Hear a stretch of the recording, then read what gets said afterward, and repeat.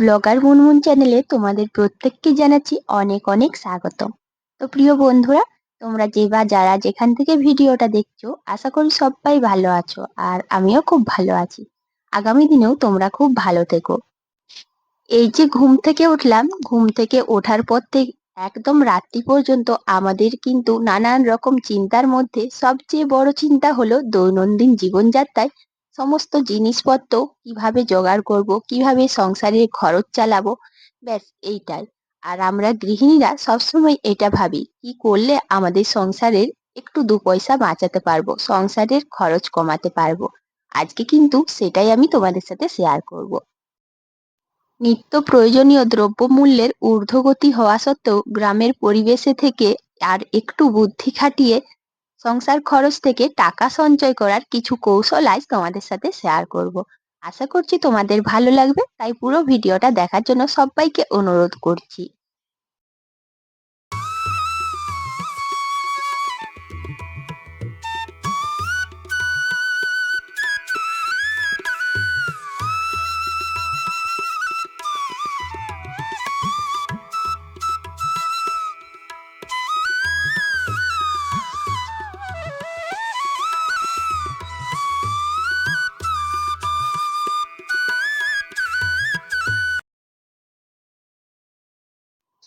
সকাল হলো মানেই নানান রকম নিত্য প্রয়োজনীয় জিনিসের সঙ্গে লড়াই করা। আর জিনিস বলতে না, জিনিসের সঙ্গে না, কিন্তু আমাদের অর্থের সঙ্গে লড়াই করতে হয়, কারণ অর্থ ছাড়া কিছুই হয় না। আর বর্তমান যুগে নিত্য প্রয়োজনীয় জিনিসের যে দাম বেড়েছে, কোনটা ছেড়ে কোনটা কিনি। দেখো, এই যে সকালবেলায় সমস্ত কাজকর্ম করে চলে এসেছি আজ একটু আহামরি খাবার দাবার খেতে। তো কি বলতো বন্ধুরা, ছেলের জন্য এটা আনা ছিল, তো ছেলের আজ ইচ্ছে নেই আর খেতে চাইছে না, তাই ভাবলাম না। আর পাউরুটি জিনিসটা জানো তো অনেক সময় অ্যাসিড হয়, তাই ভাবলাম যে জোর করে খাইয়ে লাভ নেই। তো ওকে একটু আলু ভাজা মুড়ি দিয়েছি, আর আমি এদিকে দেখো পাউরুটিগুলো যাতে নষ্ট না হয় তার জন্য চা নিয়ে বসে পড়েছি। আর আমাদের গ্রামের পরিবেশে প্রায় সমস্ত বাড়িতেই লুচি পাউরুটি বেশিরভাগ খাবারই যেন চা দিয়ে খেতে ভালো লাগে, যেমন চা মুড়ি। তো আজকে আমি দেখো পাউরুটি খাচ্ছি, তবে কিন্তু এতগুলো পারবো কিনা জানি না। দুটো পাউরুটি নিয়েছি, আর যাতে নষ্ট না হয় পুরোটা খেয়ে নিতে পারি, তার জন্য আস্তে আস্তে একটু গল্প করে খাচ্ছিলাম। আর ছেলেও কিন্তু খাচ্ছিল, অন্যদিকে বসেছিল চেয়ারে। ছেলের সাথে বসে বসে গল্প করছি আর খাচ্ছি। তো বন্ধুরা, আমার ভিডিও তোমাদের কেমন লাগে অবশ্যই কিন্তু একটু কমেন্ট করে বলবে।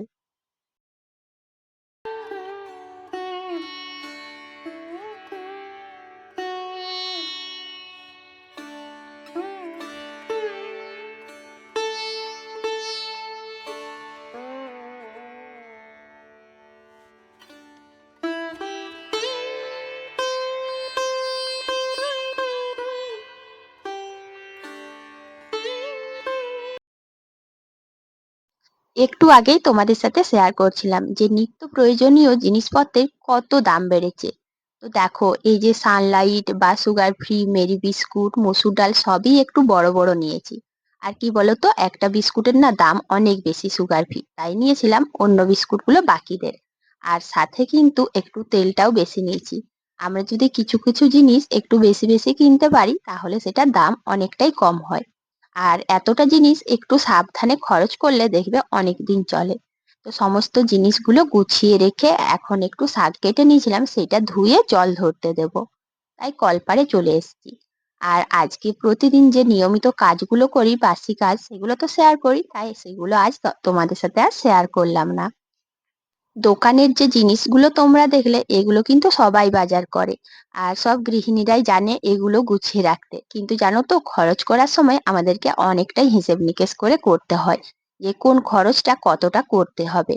আর জিনিসগুলো যদি একটু বেশি বেশি কিনি সেক্ষেত্রে অনেকটা বেশিও খরচ হয়ে যায়। কারণ কি বলতো, বেশি জিনিস থাকলে আবার বেশি খরচ হয়, এটাও কিন্তু অনেক সময় হয়।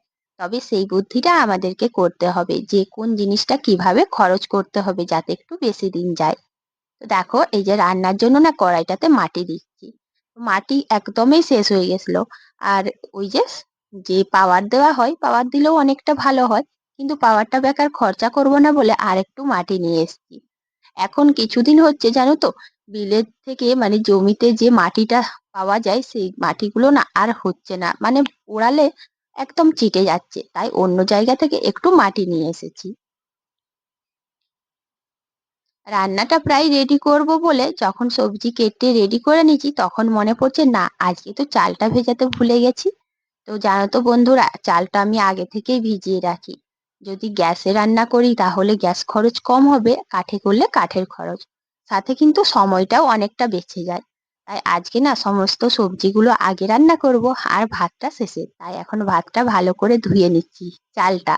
তোমাদের সাথে দেখো ভাতের কথা বলতে বলতে আমি কিন্তু চালটাকেই ভাত বলে দিলাম।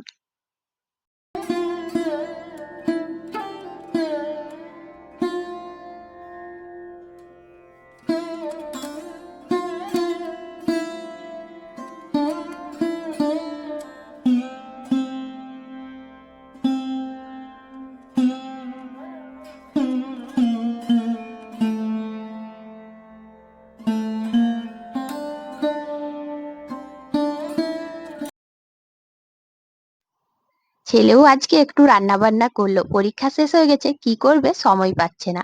মানে এতটাই সময় রয়েছে, মানে কি করবে কি না করবে, তাই বললাম ঠিক আছে তুই যখন রান্নাঘরে এসেছিস রান্না করবো বলে একটু খুন্তিটা নেড়ে নে।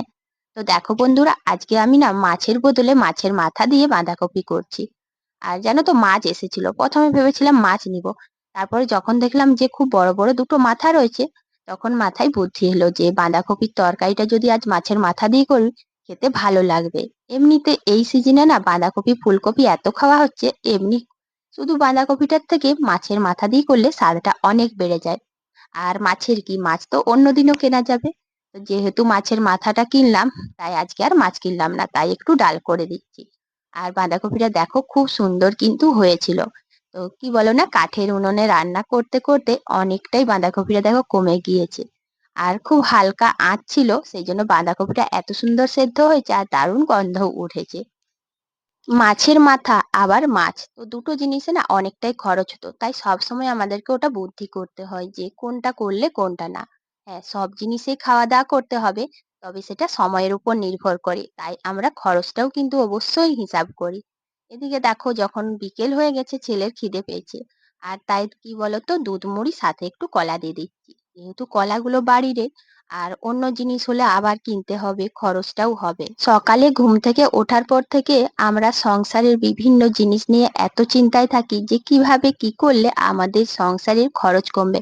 আর জানো তো এইভাবে ছোট ছোট কিছু নিয়ম মেনে আমরা সংসারের খরচ অনেকটাই কমাতে পারি, সাথে কিন্তু কিছু টাকাও সঞ্চয় করতে পারি। রাত্রিতে অনেকটাই ভাত রয়ে গেছে, তাই ভাবলাম আমি আর ছেলে দুজনে মিলে ভাত খাবো।